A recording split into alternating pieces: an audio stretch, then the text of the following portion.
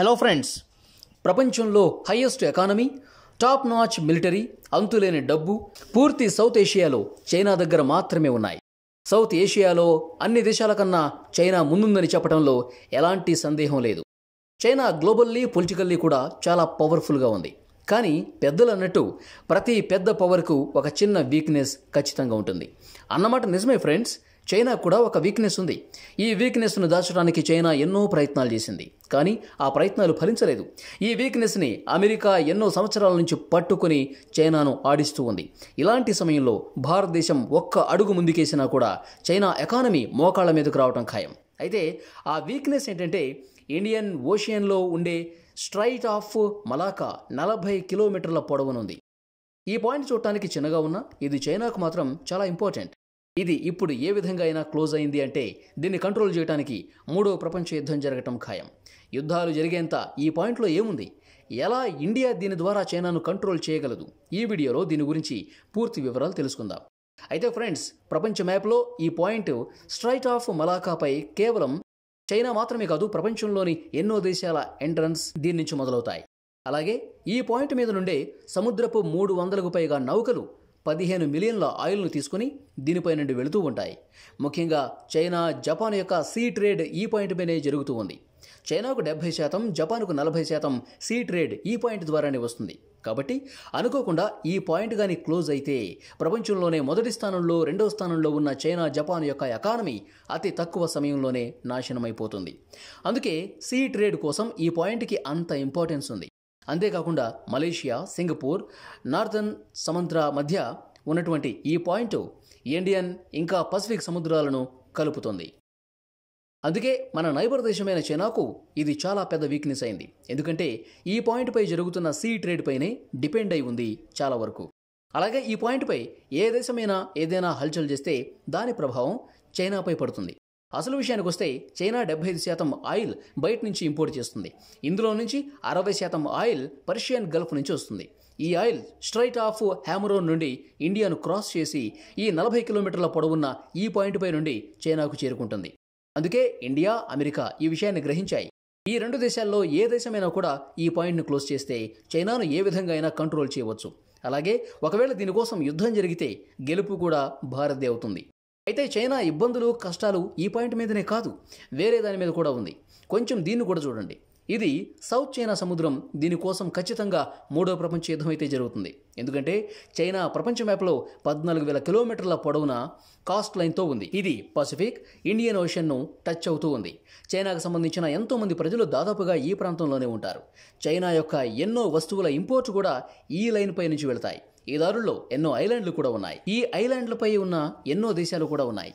దీనికి అతిపెద్ద examples Japan, Taiwan, Philippines లాంటి దేశాలన్నీ ఈ లైన్కు టచ్ అవుతూ ఐలాండ్పై ఉన్నాయి. దీని ద్వారానే చైనాకు ట్రేడ్ జరుగుతోంది.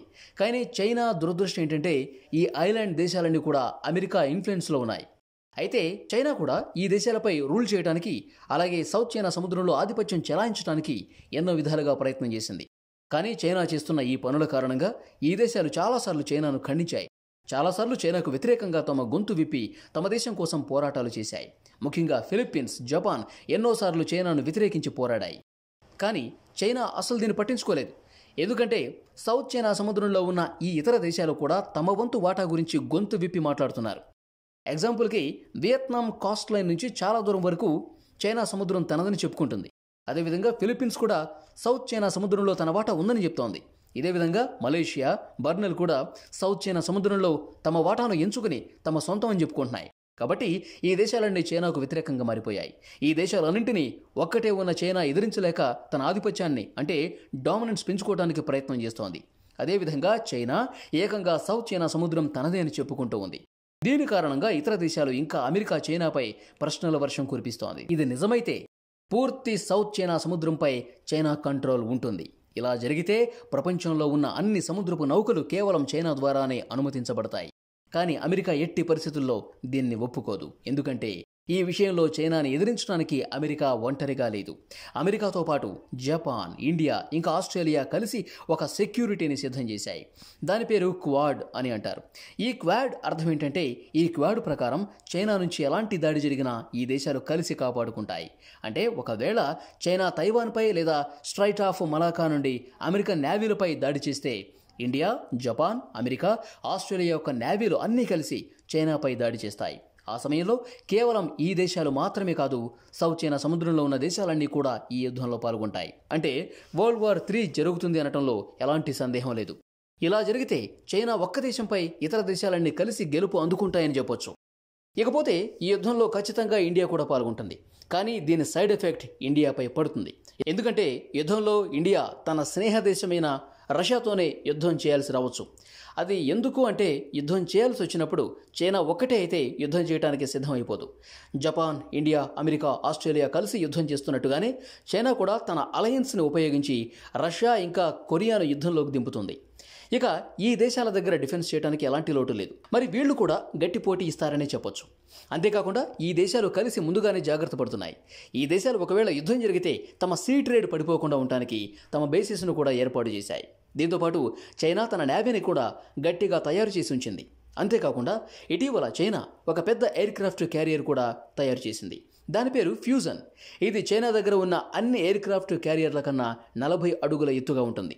అంతేకాకుండా ఇది ప్రపంచంలోనే మొదటి మిలిటరీ సముద్రపు నౌక. అది కూడా చైనా ద్వారా తయారు చేయబడింది. అంటే చైనా యొక్క నేవీ ఇప్పుడు ఒక రేంజ్లో తయారవుతుందని చెప్పొచ్చు. సాధారణంగా ఒక దేశపు నేవీ స్టేటస్ చెక్ చేయాలి అన్నా కూడా ఆ దేశపు నేవీ ఏ కేటగిరీలో ఉంటుందో చూస్తారు. అంటే blue water navy, green water navy, brown water navy. Blue water navy అంటే ప్రపంచంలోనే పవర్ఫుల్ నేవీ అని అర్థం. ఈ కేటగిరీలో కేవలం కొన్ని దేశాలు మాత్రమే ఉన్నాయి. మరీ ముఖ్యమైన విషయం ఏంటంటే చైనా ఈ కేటగిరీలోనే ఉంది. ఈ విధంగా చైనా గట్టి యుద్ధపు నేవీని తయారు చేసుకుని ఉంచుకుంది. ఇక మరోవైపు చైనా బెల్ట్ అండ్ రూట్ ఏర్పాటు చేస్తోంది. దీంట్లో చైనాకు పాకిస్తాన్ సహాయపడుతుంది. బెల్ట్ అండ్ రూట్ అంటే శతాబ్దాల కిందట పాత చైనీసులు తమ దేశానికి ఇంపోర్ట్ చేయడానికి స్ట్రైట్ ఆఫ్ మలాకా నుండి కాకుండా వేరే దారిని కనుగొన్నారు. అందుకే చైనా దీని ద్వారా స్ట్రైట్ ఆఫ్ మలాకాపై డిపెండెన్సీ తగ్గించుకోవడానికి చైనా, పాకిస్తాన్ కలిసి ఈ పని మొదలుపెట్టింది. దీంతో చైనాకు పాకిస్తాన్ ద్వారా సురక్షమైన చిన్న రూట్ లభిస్తుంది. ఈ ప్లాన్ సక్సెస్ఫుల్ చేయడానికి చైనా పాకిస్తాన్ యొక్క పోర్ట్ను కూడా తన సొంతం చేసుకుంది. ఎందుకంటే దీని ద్వారా చైనా యొక్క నేవీలను అక్కడికి ఈజీగా తీసుకురావచ్చు. అంతేకాకుండా చైనా సీ ట్రేడ్ కోసం పాకిస్తాన్ ఈ పోర్టుకు హైవే కూడా ఏర్పాటు చేయడం మొదలుపెట్టింది. కానీ ఇన్ని ప్రయత్నాల తర్వాత కూడా చైనా యొక్క ఈ ప్లాన్స్ అన్నీ ఫలించలేదు. ఎందుకంటే పాకిస్తాన్ పొలిటికల్ ఇష్యూస్ వల్ల పాకిస్తాన్ యొక్క బ్యాంక్రఫ్ట్ పాకిస్తాన్ యొక్క ప్రాజెక్ట్ అన్నింటినీ కూడా స్టాప్ చేసింది. అంతేకాకుండా క్వార్టర్లో జరుగుతున్న డెవలప్మెంట్ను కూడా నిలిపివేయడం జరిగింది. దీంతో చైనా దగ్గర స్ట్రైట్ ఆఫ్ మలక్కాను సొంతం చేసుకునే దారి లేకుండా పోయింది. ఇక చైనా, రష్యా స్నేహం విషయానికి వస్తే ఈ మధ్య చైనా, రష్యా యొక్క స్నేహం బాగా పెరిగిపోయిందని చెప్పాలి. దీని కారణంగా ఇండియా, రష్యా స్నేహంపై ప్రశ్నలు తలెత్తుతూ ఉన్నాయి. అయితే రష్యా చైనాతో కలిసి ఇండియాపై యుద్ధం చేసే అవకాశాలు ఎక్కువగా కనిపిస్తున్నాయి. అయితే దీని గురించి మీరేమనుకుంటున్నారు? మీ అభిప్రాయం ఏంటో కామెంట్ రూపంలో తెలియజేయండి. ఈ వీడియో మీకు నచ్చితే కనుక లైక్ చేయండి, షేర్ చేయండి, మా ఛానల్ని సబ్స్క్రైబ్ చేసుకోండి.